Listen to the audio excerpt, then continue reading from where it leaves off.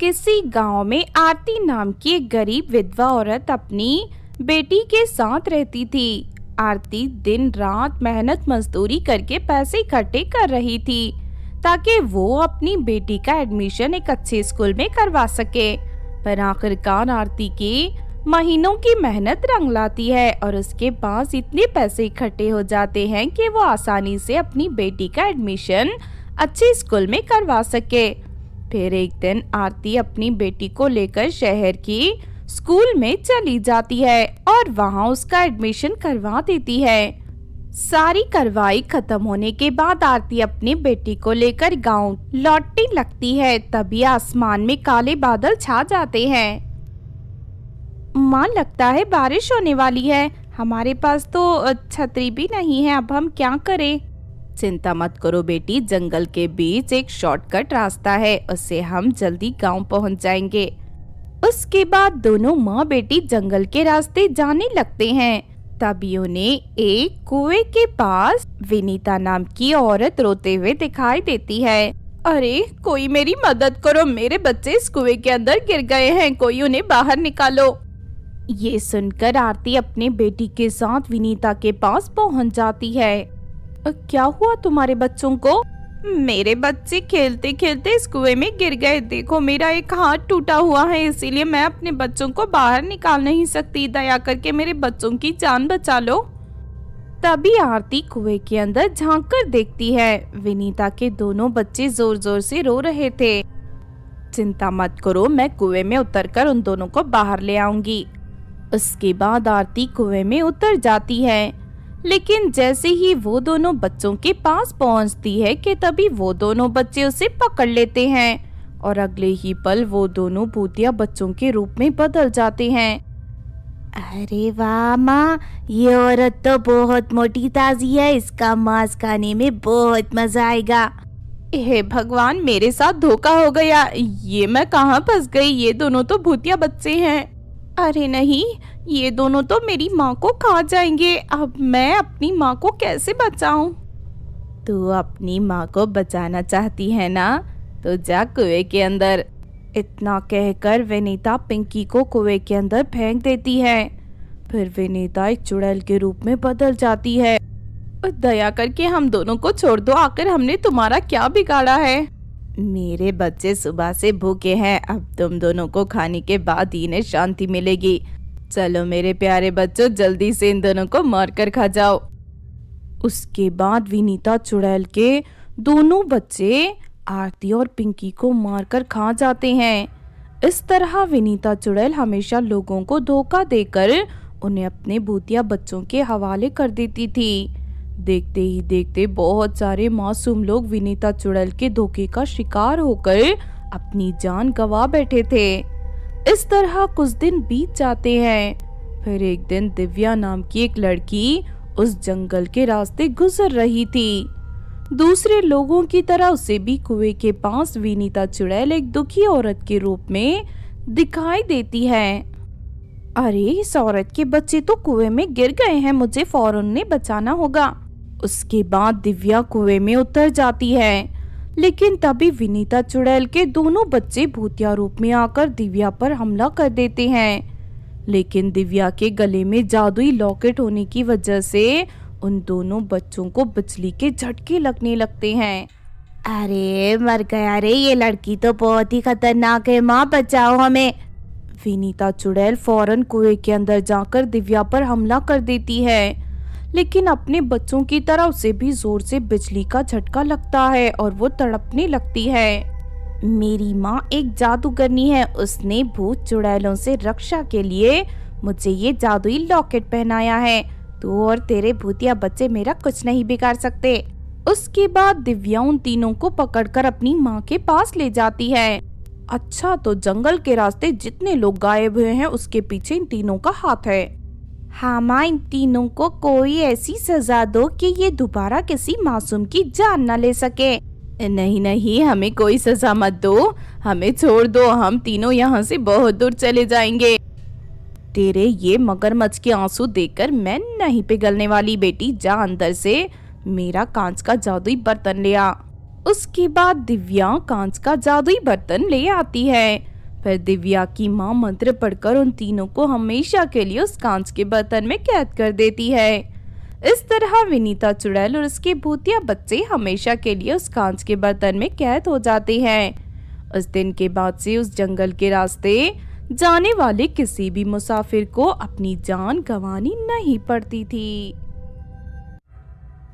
किसी जंगल में एक चुड़ैल अपने 12 बच्चों के साथ रहती थी। चुड़ैल अपने बच्चों का अच्छी तरह ध्यान रखती थी और उन्हें कभी जंगल के बाहर जाने नहीं देती थी। लेकिन दूसरी तरफ चुड़ैल के बच्चे जंगल में रहकर बोर हो चुके थे। इंसानों के बीच जाकर वहाँ का माहौल देखना चाहते थे। माँ, रोज रोज यही जंगल देखकर हम सब बोर हो चुके हैं। हमें यहाँ बिल्कुल मजा नहीं आता, इसीलिए हम सब इंसानों के इलाके में जाना चाहते हैं। तुम सबका दिमाग खराब हो गया है क्या? इंसान बहुत बुरे होते हैं, उनके पास जाना मतलब खतरा मोल लेना है। लेकिन माँ, तुम ऐसा क्यों सोचती हो? सभी इंसान एक जैसे नहीं होते। बस बहुत हो गया और मैं कुछ सुनना नहीं चाहती। देखो, मैं आखिरी बार तुम सबको समझा रही हूँ, दोबारा मेरे सामने इंसानों के बीच जाने की बात मत करना, वरना मैं तुम सबको पेड़ पर उल्टा लटका के तुम सबके मुंह में तीखी मिर्च भर दूंगी, समझ गए ना? चलो जाओ यहाँ से। फिर चुड़ैल के सभी बच्चे मुंह लटकाकर जंगल की नदी के किनारे चले जाते हैं। वो सभी उदास मन से नदी के किनारे बैठे थे। तभी वहाँ कुछ लड़कियाँ मछली पकड़ने आ जाती हैं। अपने सामने चुड़ैल के बच्चों को देख सभी लड़कियाँ घबराकर वहाँ से भागने लगती हैं। ठहर जाओ, हमसे डरने की जरूरत नहीं है, हम तुम्हें कुछ नहीं करेंगे। लेकिन तुम सब चुड़ैल हो और चुड़ैलें इंसान को मारकर खा जाती हैं। नहीं नहीं, तुम सबकी गलतफहमी है। देखो, अगर तुम सब हमसे दोस्ती करोगी तो हम तुम्हें रोज एक सोने का सिक्का देंगे। वो सभी लड़कियां बहुत गरीब थी। सोने के सिक्के की बात सुनकर उनके आंखों में चमक आ जाती है और वो सभी चुड़ैल के बच्चों से दोस्ती कर लेते हैं। फिर चुड़ैल के बच्चे उन लड़कियों के साथ नदी के पानी में खेलते हुए खूब मस्ती करते हैं। फिर शाम होते ही चुड़ैल के बच्चे उन सभी लड़कियों को एक एक सोने के सिक्के दे देते हैं। उसके बाद वो सभी लड़कियां खुश होकर अपने घर चली जाती हैं। जंगल में रहने वाली चुड़ैल के बच्चे बहुत दयालु हैं। हमें एक एक सोने का सिक्का देकर उन्होंने हम पर बहुत बड़ा उपकार किया है। हाँ, तूने सही कहा। आज तक हम भूत और चुड़ैलों के बारे में बुरा सोचते थे, लेकिन सभी भूत चुड़ैल एक जैसे नहीं होते, उनमें कुछ अच्छाई भी होती है। फिर तभी वहाँ से गुजर रही नैना नाम की लालची लड़की ये बातें सुन लेती है। क्या कहा? सबको चुड़ैल के बच्चों ने सोने के सिक्के दिए हैं? हाँ, उन्होंने हमसे वादा किया है कि अगर हम उनके साथ खेलेंगे तो वो रोज हम सबको एक एक सोने का सिक्का देंगे। अरे वाह, ये तो बहुत अच्छी बात है। कल से मैं भी तुम सबके साथ जंगल में जाऊंगी। फिर अगले दिन नैना उन सभी लड़कियों के साथ जंगल में मौजूद नदी के किनारे पहुंच जाती है। फिर थोड़ी देर के बाद चुड़ैल के बच्चे वहां आकर उन सभी लड़कियों के साथ छुपन छुपाई का खेल खेलने लगते हैं। देखते ही देखते शाम हो जाती है और उनके बाद चुड़ैल के बच्चे उन सभी लड़कियों को एक एक सोने के सिक्के देकर अपने घर लौट जाते हैं। सोने का सिक्का पाकर नैना बहुत खुश होती है। लगता है चुड़ैल के घर पर ढेर सारे सोने के सिक्के हैं। ये सभी लड़कियां तो बेवकूफ है जो रोज एक सोने का सिक्का पाकर खुश हो जाती हैं। लेकिन मैं एक ही झटके में चुड़ैल के घर में रखे सारे सिक्कों पर कब्जा कर लूंगी। फिर अगले दिन सुबह होते ही नैना एक बड़ा सा केक लेकर चुड़ैल के घर के पास पहुंच जाती है। मुझे इन बच्चों की चुड़ैल माँ के बाहर जाने का इंतजार करना होगा। फिर थोड़ी देर के इंतजार के बाद चुड़ैल किसी काम से बाहर चली जाती है। ये मौका देखकर नैना फौरन उस केक को लेकर चुड़ैल के बच्चों के पास पहुंच जाती है। आज मेरा जन्मदिन है, देखो मैं इतना बड़ा केक लेकर आई हूँ। मैं तुम सबके साथ अपना जन्मदिन मनाना चाहती हूँ।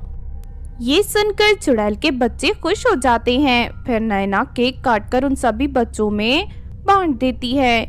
केक को खाते ही सारे बच्चे उल्टियां करते हुए बेहोश हो जाते हैं। अरे वाह, मेरे केक ने अपना काम कर दिया। अब मैं जल्दी से इनके घर पर रखे सारे सोने के सिक्के लेकर यहाँ से भाग जाती हूँ। फिर नैना सारे सोने के सिक्के एक बड़े से थैले में डालकर वहाँ से भागने लगती है।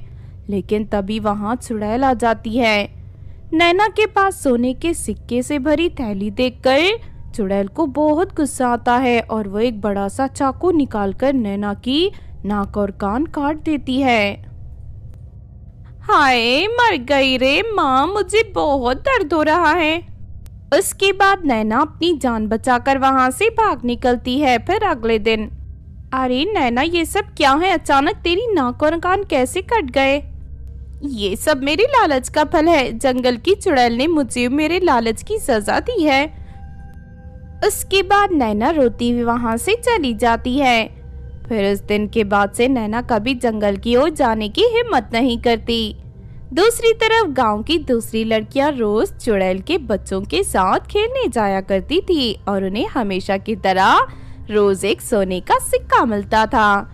इस तरह वो लोग अमीर बन जाते हैं और खुशी से रहने लगते हैं। एक दिन रानीगंज गांव की कुछ लड़कियां नदी के किनारे बैठकर कपड़े धो रही थी। तभी अचानक आसमान में काले काले बादल छा जाते हैं और देखते ही देखते उन बादलों के अंदर से बहुत सारी गंजी चुड़ैलें जमीन की ओर आने लगती हैं। अरे वो देखो, आसमान से ढेर सारी चुड़ैलें नीचे गिर रही हैं। हाँ, देखकर ऐसा लगता है मानो आसमान से गंजी चुड़ैलों की बारिश हो रही है। फिर एक एक कर सभी चुड़ैलें नदी के पानी में गिर जाती हैं। दूसरी तरफ नदी किनारे खड़ी लड़कियां चुड़ैलों को बड़ी हैरानी से देख रही थी। तभी अचानक चुड़ैलें पानी से बाहर निकलकर लड़कियों को पकड़ लेती हैं। चलो, इन सबको मार कर इनके बाल काट लो। ये सुनकर सभी लड़कियां घबरा जाती हैं और अपनी जान बचाकर वहां से भागने लगती हैं। लेकिन सारी गंजी चुड़ैलें एक एक कर सभी लड़कियों को पकड़ लेती हैं। उसके बाद लड़कियों को लेकर चुड़ैलें वापस आसमान में मौजूद काले बादलों के ऊपर चली जाती हैं। बादलों में पहुंचने के बाद चुड़ैलें उन सभी लड़कियों को जान से मारकर उनके बालों को काटकर अपने गंजे सर पर लगा लेती हैं। हमें इन लड़कियों के बाल मिल चुके हैं, अब ये हमारी किसी काम की नहीं। चलो, इनकी लाश को वापस नीचे फेंक दो। फिर वो सभी चुड़ैलें लड़कियों की लाश को उठाकर नीचे नदी के किनारे फेंक देते हैं। फिर अगले दिन जब गांव वाले कुछ औरतें नदी के किनारे पानी भरने आती हैं तो वहाँ ढेर सारी लड़कियों की लाश देख उनके होश उड़ जाते हैं। अरे ये क्या, अचानक इतनी सारी लड़कियां एक साथ मौत कैसे हो गई और इनके सर पर बाल कहाँ चले गए? जरूर कुछ तो गड़बड़ है। हाँ, मुझे भी ऐसे ही लगता है। हो ना हो ये काम किसी दुष्ट शैतान का है, वरना इतनी बेरहमी से इन्हें कौन मार सकता है। उसके बाद वो औरतें गांव जाकर सभी लोगों को ये बात बता देती हैं। फिर उस दिन से गांव वाले डर के मारे नदी के किनारे जाना बंद कर देते हैं। इस तरह कुछ दिन बीत जाते हैं। फिर एक रात गांव की कुछ लड़कियां किसी की शादी से वापस लौट रही थी। तभी अचानक रास्ते में गंजी चुड़ैलें उन्हें रोक लेती हैं। अरे वाह, इन लड़कियों के बाल तो बहुत खूबसूरत है। चलो जल्दी से इन लड़कियों को पकड़कर अपने साथ ले चलो। अचानक वहाँ चुड़ैलों को देख सभी लड़कियां घबराकर रोने लगती हैं। पर वो सभी चुड़ैलें उन सभी लड़कियों को पकड़कर काले बादलों के ऊपर ले जाकर उन्हें जान से मार देती हैं। उसके बाद उन लड़कियों के बालों को काटकर चुड़ैलें उनकी लाश को नीचे जमीन पर फेंक देती हैं। इस तरह देखते ही देखते कुछ ही दिनों में गंजी चुड़ैलें बहुत सारी लड़कियों का शिकार करके उनके बालों को काट लेती थी। अरे ये सब हमारे गांव में क्या हो रहा है? एक के बाद एक लड़कियां मरती ही जा रही हैं। आखिर कौन उनके बालों को काटकर उन्हें जान से मार रहा है? चाहे कुछ भी हो जाए, हमें जल्द से जल्द इस राज से पर्दा हटाना होगा। मैं एक जादूगरनी को जानती हूँ, चलो आज ही उसके पास मदद मांगने चलते हैं। फिर गांव के सभी लोग जंगल में रहने वाली जादूगरनी के पास पहुंचकर उसे अपने गांव में होने वाली घटना के बारे में बताने लगते हैं।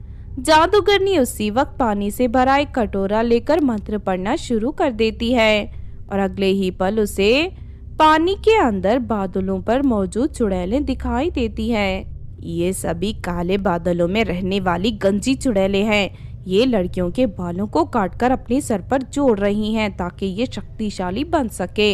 अगर एक बार ये चुड़ैलें शक्तिशाली बन गई तो फिर सर्वनाश हो जाएगा। जादूगरनी की बातें सुनकर सभी गांव वाले दहशत में पड़ जाते हैं। जादूगरनी जी, हम बड़ी उम्मीद लेकर आपके पास आए हैं। अब आप ही उन दुष्ट चुड़ैलों से हमें बचा सकती हो। वो चुड़ैलें बहुत खतरनाक है। दूसरी तरफ इतनी सारे लोगों की जान खतरे में है, इसीलिए मैं उन चुड़ैलों का सामना करूंगी। उसके बाद जादूगरनी सभी लोगों को लेकर एक मैदान में पहुंच जाती है। चलो तुम सब लोग मिलकर यहाँ खुदाई करके एक बड़ा सा कुआं तैयार कर दो। फिर जादूगरनी के कहने पर सभी गांव वाले वहां खुदाई करना शुरू कर देते हैं और शाम तक उस मैदान में एक बड़ा सा कुआं तैयार हो जाता है। फिर वो जादूगरनी मिट्टी से गुड़िया तैयार करके उसे कुएं के अंदर डाल देती है और मंत्र पढ़ना शुरू कर देती है। देखते ही देखते उस मिट्टी की गुड़िया में जान आ जाती है और वो विशाल रूप धारण कर लेती है। उसके बाद वो गुड़िया अपने हाथों में रस्सी प्रकट करके आसमान में काले बादलों की ओर उछाल देती है। फिर वो रस्सी एक काले बादल पर मौजूद सभी चुड़ैलों को एक साथ जकड़ लेती है। शाबाश मेरी गुड़िया, चल जल्दी से सभी चुड़ैलों को खींचकर यहाँ धरती पर ले आ। फिर वो गुड़िया उन सभी चुड़ैलों को खींचकर नीचे ले आती है। तुम सब ने बहुत सारे मासूम लड़कियों की हत्या की है, आज मैं तुम सबको मारकर तुम्हारा खेल खत्म कर दूंगी। उसके बाद वो गुड़िया एक एक कर उन सभी चुड़ैलों को कुएं के अंदर फेंक देती है। फिर जादूगरनी मंत्र पढ़कर उस कुएं के पानी में आग लगा देती है और देखते ही देखते सभी चुड़ैलें जलकर राख हो जाती है। उसके बाद गांव वाले मिट्टी डालकर हमेशा के लिए उस कुएं को बंद कर देते हैं। इस तरह सभी चुड़ैलों का अंत हो जाता है। उस दिन के बाद से सभी गांव वाले फिर से खुशी से रहने लगते हैं।